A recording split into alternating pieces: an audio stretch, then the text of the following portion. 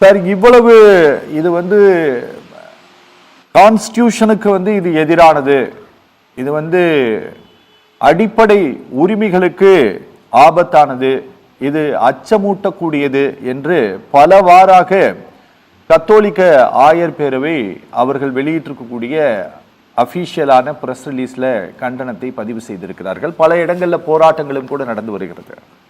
Sir அப்படி என்ன சட்ட திருத்தத்தை ஹோம் மினிஸ்ட்ரி கொண்டு வந்திருக்கு சார் இந்த எஃப்சிஆர்ஏல?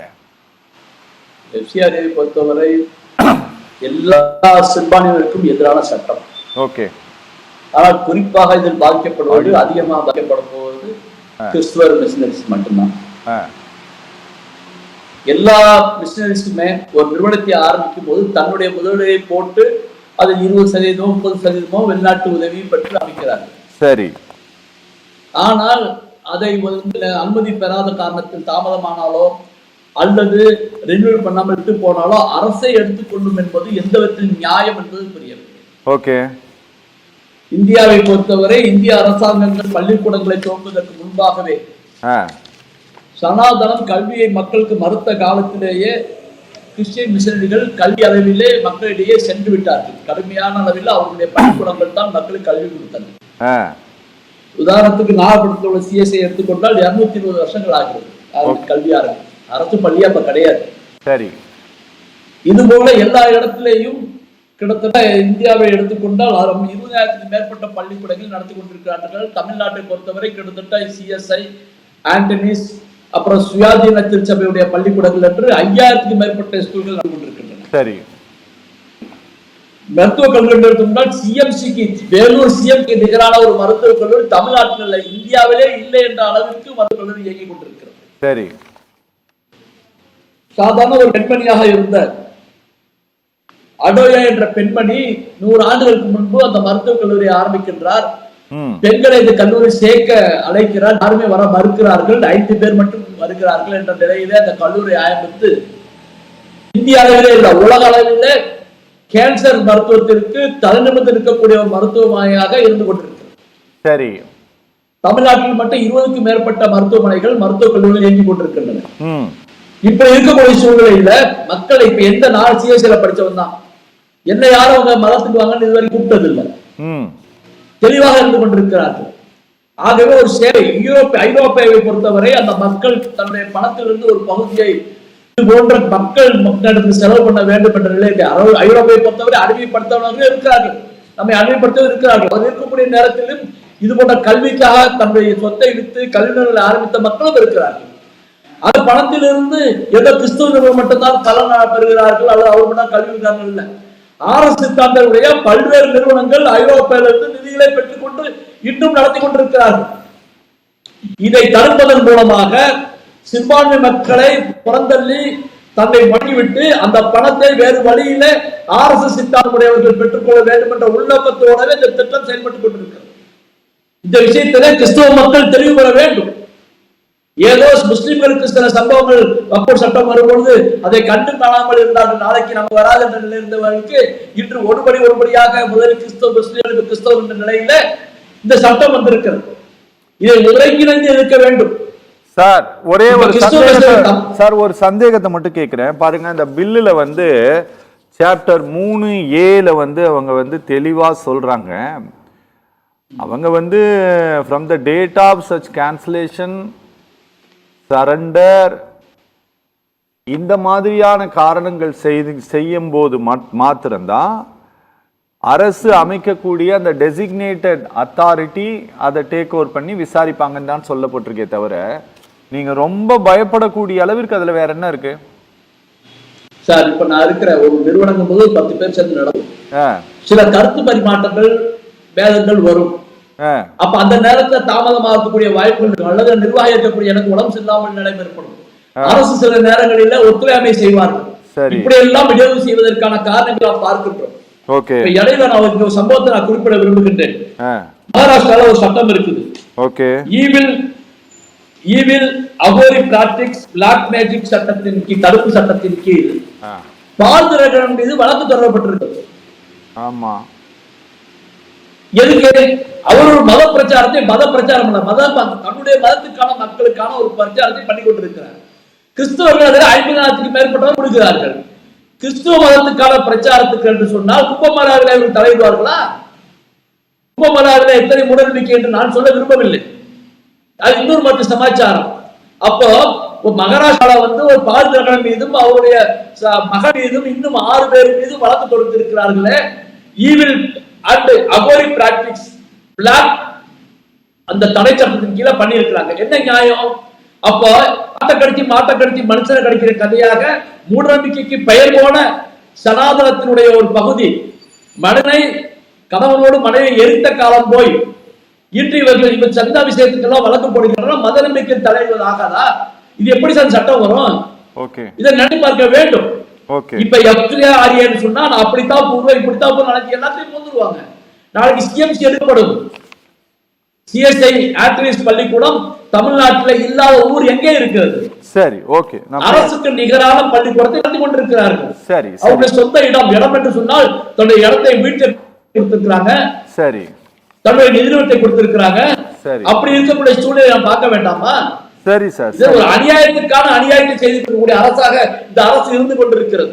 ஓகே, உலகமே அந்த தினகரன் போட்ட வழக்கை பார்த்து கொண்டிருக்கிறது. சரி, இன்று இந்தியாவில் RSS நிறுவனத்தை அமெரிக்கா போன்ற நிறுவனம் தடை செய்ய என்று சொல்லிக் கொண்டு அமெரிக்காவுக்கு நல்லவன் சொல்ல வர. ஆனால் இப்படி எல்லாம் பேசுவதற்கு வாய்ப்பை கொடுக்கக்கூடிய அரசாங்கமாக இந்த பாஜக அரசாங்கம் இருந்து கொண்டிருக்கிறது. இது ஒரு மக்கள் விரோத அரசாங்கம் என்பதை தெளிவாக புரிந்து கொள்ள வேண்டும். ஓகே, பேசலாம் சார், பேசலாம்.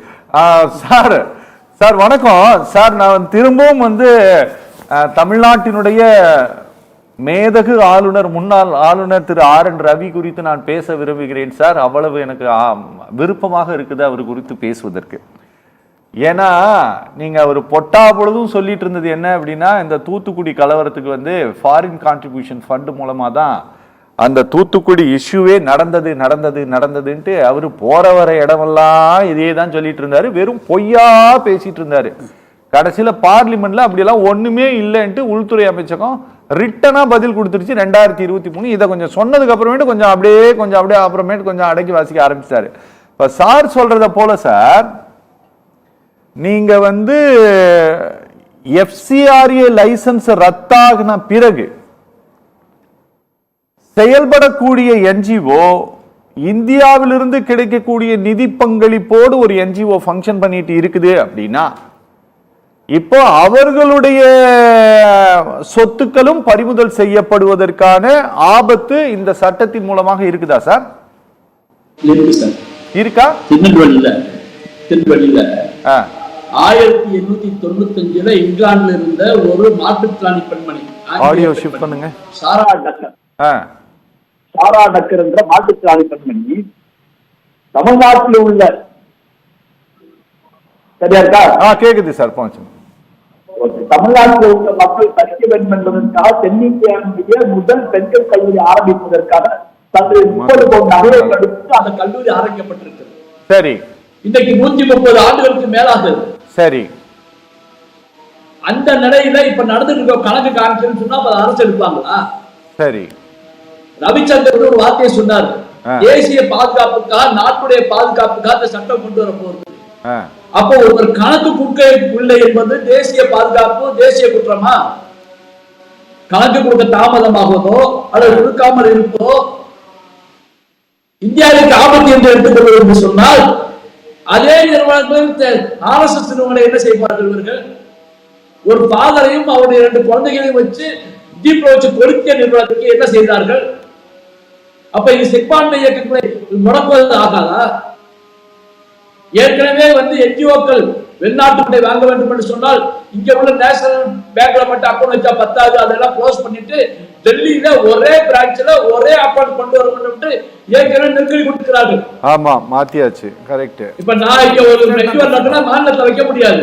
ஓகே, நேரா டெல்லியில போய் வைக்கணும். அது எப்படி? அப்ப நேஷனல் பேங்க்லாம் அவங்க கண்ட்ரோல் கொண்டு வர முடியாதா?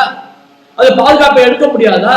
அடிப்படையாக மடக்குவதும், கொலை செய்வதாக மிரட்டுவதும், ஜீப்ல வைத்து கொளுத்துவதும், சாதாரண கணக்கு கொடுக்கவில்லை என்பதற்காக முத்தலாக்கு சட்டத்தை சிவிலை கிரிமினலாக மாற்றியது போல் கணக்கு கொடுக்கவில்லைன்னா எடுத்துட்டு வர என்ன சார் நியாயம்?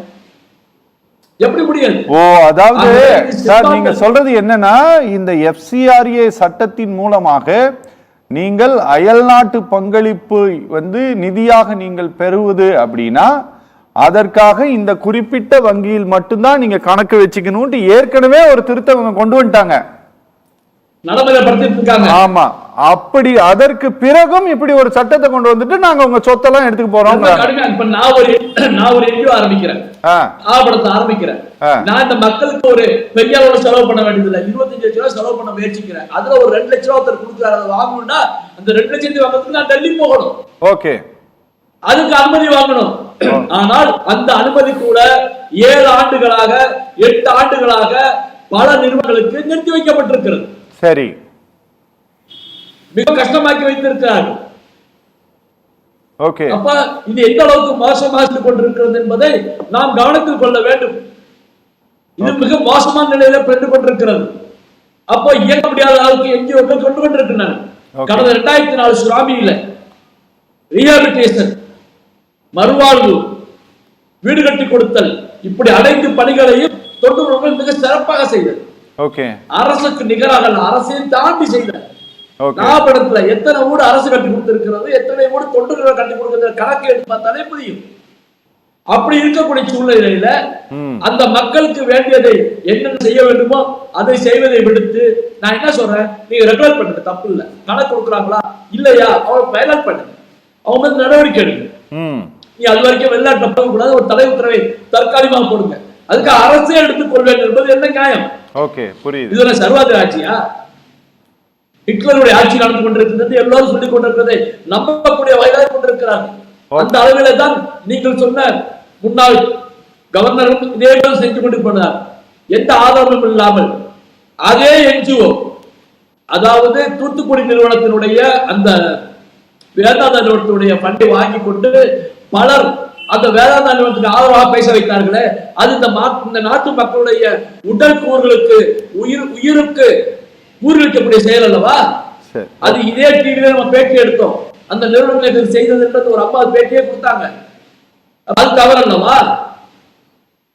சரி, ஓகே. என்ன சார் சொல்றது புரியலையே. எது நாட்டு பாதுகாப்பு? எத்தனை தேசிய நிறுவனங்கள், எத்தனை NGOக்கள் தேச துரோக வழக்கில் சிக்கி இருக்கின்றன? மிலிட்டரி ஆபீஸ் சிக்கி இருக்கிறாரு. இந்திய ராணுவ ரகசியத்தை எடுத்து கொடுத்ததா பல மிலிட்டரி ஆபீஸ் சிக்கி இருக்காங்க. ஏதாவது ஒரு வண்டிகளை வழக்கு போட்டு இவர்கள் பணி செய்திருக்கிறார்களா? 70,000 மருத்துவமனைகள், சின்ன மருத்துவமனைகள் 70,000 மருத்துவமனைகளை கிறிஸ்துவ நிறுவனங்கள் செய்து கொண்டிருக்கின்றன. சாதாரண பங்களிப்பு அல்ல. இந்திய அளவில் 4 பிரிவுகளில் முதல் 5 ரேங்க், டாப் 10 முதல் 5 ரேங்கை வைத்திருக்கக்கூடிய லயோலா போன்ற நிறுவனங்கள் எல்லாம் கிறிஸ்துவ நிறுவனத்தான். சரி, ஓகே சார், பேசலாம் சார், பேசலாம். இதற்கு என்ன பதில் சொல்ல போகிறார் என்பது புரியவில்லை. Okay sir, okay. அப்ப கொஞ்சம் கொஞ்சமா அதை கபாலிகரம் பண்ணி. சரிங்க சார், பேசலாம்.